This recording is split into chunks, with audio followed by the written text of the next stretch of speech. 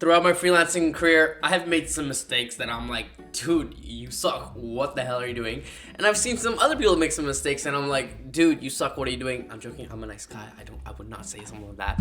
But here are some 5 mistakes if you're a beginner freelancer you should not make, and therefore if you don't avoid these mistakes, you will make a lot of money. So let's get into it. Number 1 is doing things that won't actually move the needle. I remember when I was doing my freelancing business at first, I was like a career coach and I would be so obsessed with lead magnets and webinars and funnels, and I got so overwhelmed when in reality all I needed to do was DM someone.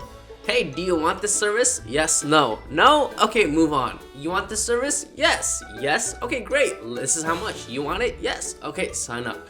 That's really what I really need to do, the actual needle moving stuff. Number 2 is not working enough on your mind. I remember I had a coach, and this coach, he whispered into my ear. He's like, Alif, work harder on your mind than your business. And I was like, okay there, Tony Robbins. Sure, work harder on your mind than your business. But then I started working on my business and I realized I have so many limiting beliefs that held me back from actually working on the business that I'm like, you know what, coach? I think you're right. I'll give you an example. When I had to land my first few clients to pay rent, I was too scared to reach out to people. I was like, oh my god, I'm so sleazy, I'm so salesy, car salesman vibes, oh my god, because I had to cold outreach to people. But then I realized I'm not gonna pay rent if I don't cold outreach. So then I forced myself to cold outreach even though I had limiting beliefs. Then I landed clients and hit my first 5K month, and I realized, oh shoot, all these limiting beliefs I had was actually preventing me from making money. Damn, I really do gotta work harder on my mind than on my business. Number 3 is, if you're starting a freelance business, maybe you don't know what kind of service you want to offer to clients. And you might think to yourself, oh, I'm not good at anything, I don't have anything to offer. Well, I say bullshit to that.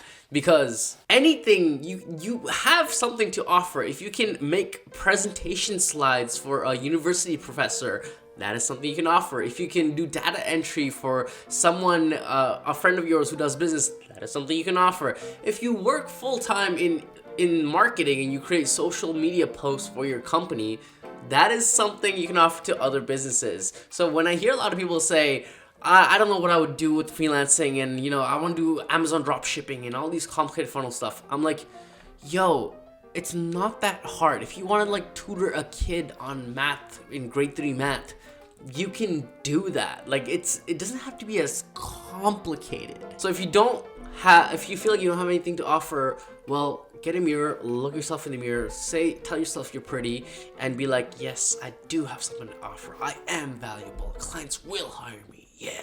Number 4 is being reactive to the client. You see, my friend, when you're a freelancer, you are the perceived expert. People are hiring you because of your expertise. You're good at certain things. You've handled multiple clients in the past, and therefore you know how to handle the processes.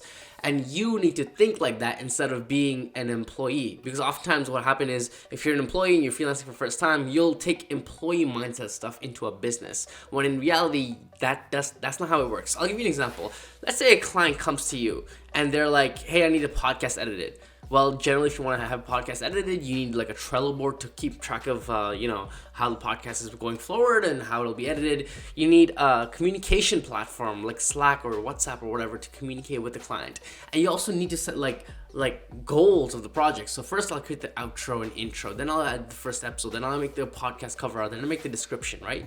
You generally know how the process is going to unfold. Whether or not you had clients in the past, you generally have an idea of how the process will unfold. And you now need to become the project manager to make sure you handhold your client through the entire process so they end up getting the desired result, which is, in this case, the podcast. What does that look like in day-to-day basis? That means when you're doing a call and you're onboarding a client, you tell the client, hey, this is the Trello board that we're going to be using. This is the different stages in the Trello board, and this is how you're going to move tasks from one place to another.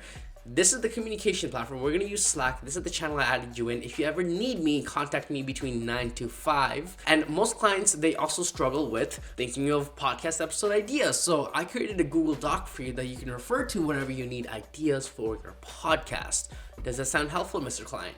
They're going to be like, oh my God, you're taking care of me. Oh my God. I love it. You want to make them feel like a princess, like a queen of some sort. You want to lather them. You want to make them feel comfortable. You want to soothe them so they keep coming back to you. Almost like they're like a brain dead zombie and you're like, don't worry, I got you.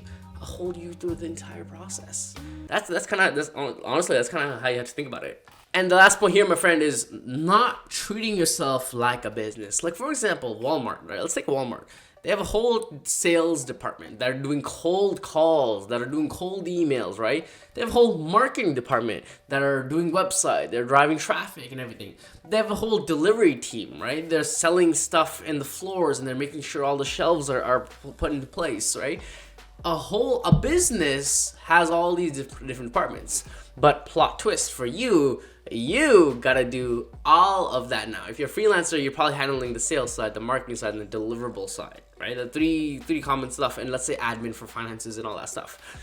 You need to manage your time like that. You gotta treat yourself like a business and not like a human being, as hard as that sounds.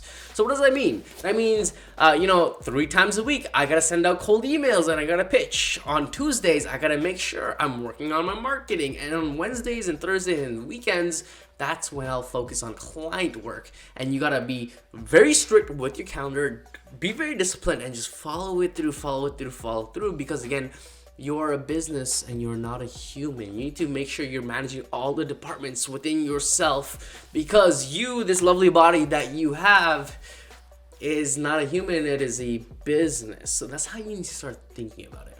And that's it. 5 points, 5 mistakes that you'll want to avoid if you're starting a freelance business. And if you like this video, follow me on social media, Instagram, LinkedIn, and I will see you, my friend, in the next video. Peace, peace, peace, peace, peace.